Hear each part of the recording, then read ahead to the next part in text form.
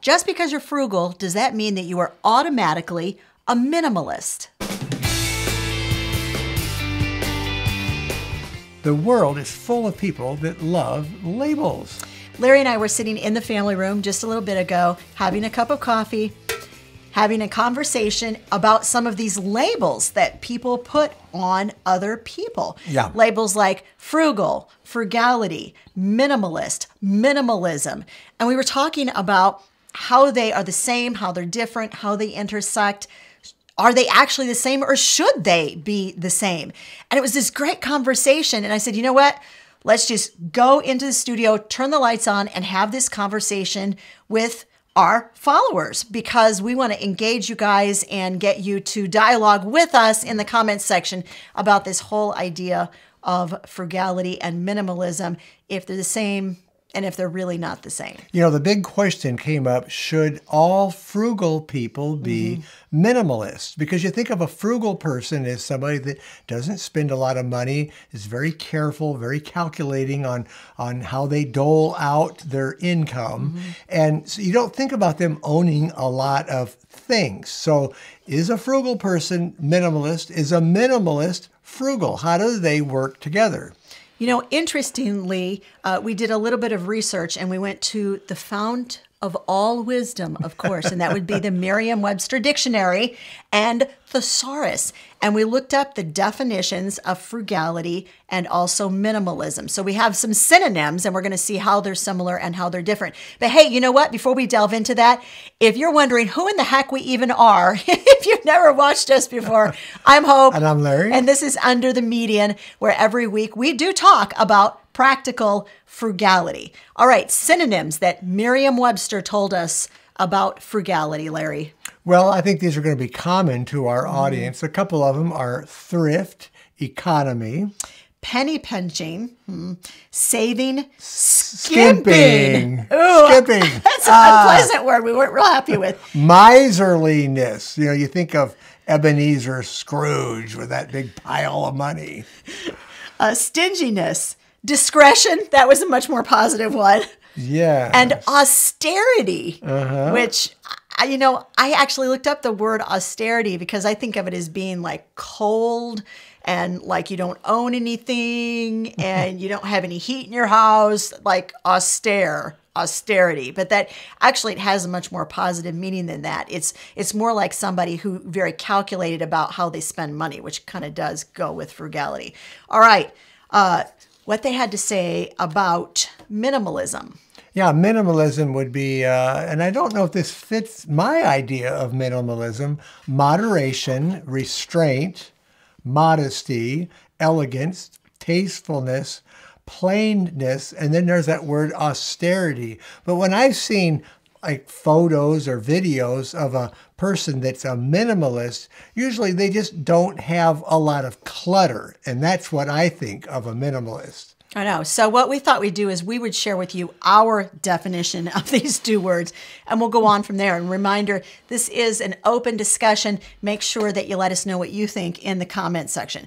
So for us, frugality is never about like buying the cheapest thing. That to us is not. Yeah. Rarely ever is it that. No, it's buying quality items, maybe not as many, using some restraint, holding back, saving up for them, and doing a lot of careful planning. Because one of the things we've always said on this channel, and we really truly do mean, is that frugality and feeling like you're deprived, deprivation, definitely not two words we want to see used in the same sentence.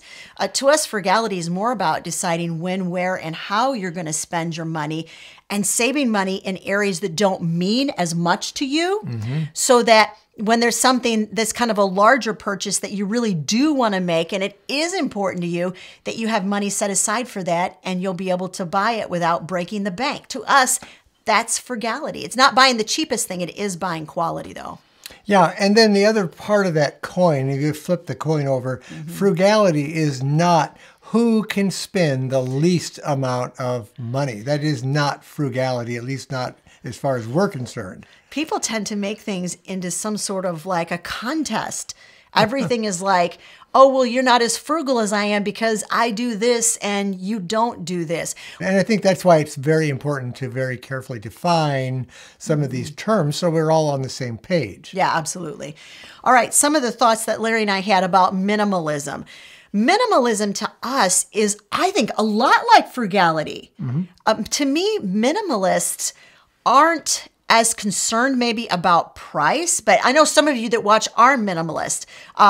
Our buddy Kate Caden, she's a minimalist, and I know that she doesn't mind dropping some coin for something that's super important to her, but she definitely doesn't want a lot of clutter in her house. And I think minimalism really is defined by that lack of clutter. I think people who are minimalist decide deliberately how much space in their world something is going to be allowed to occupy. And they really prize the idea of being able to like breathe in their own space and not look around and see a lot of stuff they don't really want or use. So if they're not buying a lot of little things, like you might find something at Goodwill, you might find something that looks maybe pretty in the house and you'll buy that, and you'll buy a wall hanging, and this kind of goes on and on. I think a minimalist is very careful about that kind of spending.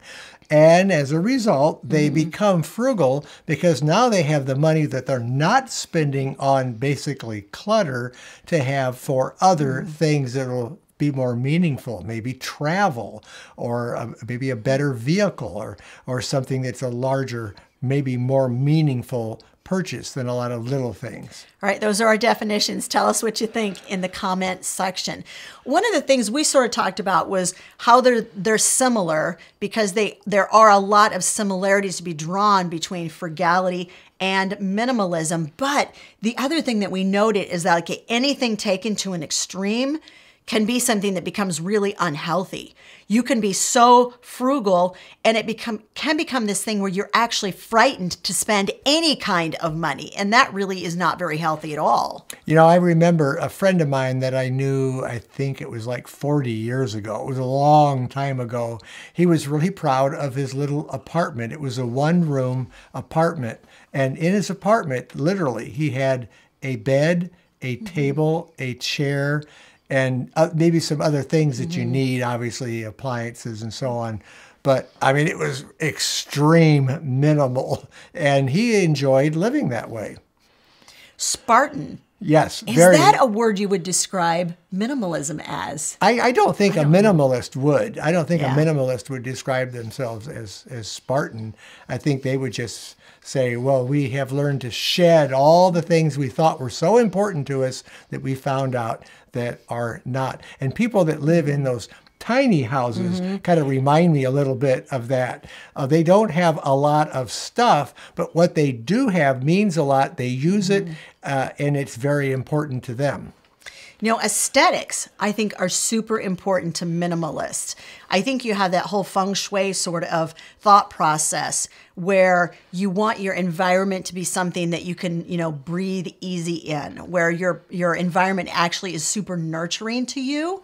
And so I really, really appreciate that about minimalists. Just so we're clear, Larry and I are not minimalists. No. We know people who are, and we really strive to listen to them and watch them carefully to figure out what are they doing that we really want to adopt. So that's the other area we really want to go to real quickly, is the fact that I think part of the problem is that you get that whole idea of finger pointing where, you know, you're frugal, you're not a minimalist, or you're minimalist, you're not a frugal person, you know, and so you get this whole, you get these lines drawn in the sand, and really it becomes sort of a situation where you don't feel like you can learn anything from one another. And we think it is so important to really listen and learn from other people who do things differently than you do. Oh, absolutely. We can always pick up on it. I think, you know, having less clutter, I think it's easier on your moods. If you don't have a lot of stuff, I think you're more relaxed and calmer. And, you know, if you lose something and you're a minimalist, you're probably going to be able to find it a lot easier than if you're not. You know, the other thing that Larry and I talked about was I brought up this whole idea of the no true Scotsman logical fallacy. So I teach a logic class for a group of high school students, And one of the things we talked about in that class was this logical fallacy called no true Scotsman, which is basically where you set a list of parameters, and if people don't fit into that narrow definition, you tell them you're not a true frugal person, or you're not a true minimalist, or you're not a true anything. You can fill in the blank where you decide very narrowly what that is and what that isn't. And if you run out of reasons that you don't agree with somebody, you just say, well, you're not a true whatever.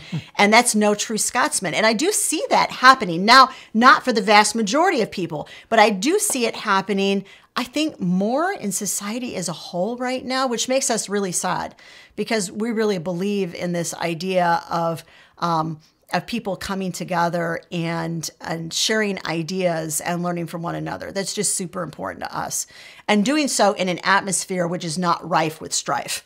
Right, So right. we are not into that. I'm sure y'all have noticed that by now, is that we don't create a lot of controversy because in our house, we sort of have learned to live with one another and learn from one another without creating that whole idea of it has to be us against them. Mm-hmm. And I think the whole other thing that we need to recognize is that sometimes habits that look really good on paper don't actually pan out the way that you think they will. I think sometimes this whole idea of frugality, when we define it one way, it actually in real life winds up being something else. And we need to be okay with that. And we need to be okay with sort of shifting that paradigm and saying, this is different than I thought, but different is okay. And I'm going to shift my perspective and change the way I'm interacting with this word and this idea of frugality in order to find a way that makes it work for me. Yeah, you have to find a way that works for you. And speaking of that, we have a video up, and it's going to be over there, that's going to tell you about 9 ways that we ditched from our frugal habits because they were not working for us. And they might work for you, but they didn't work for us. So if you're interested, check that one out right over there.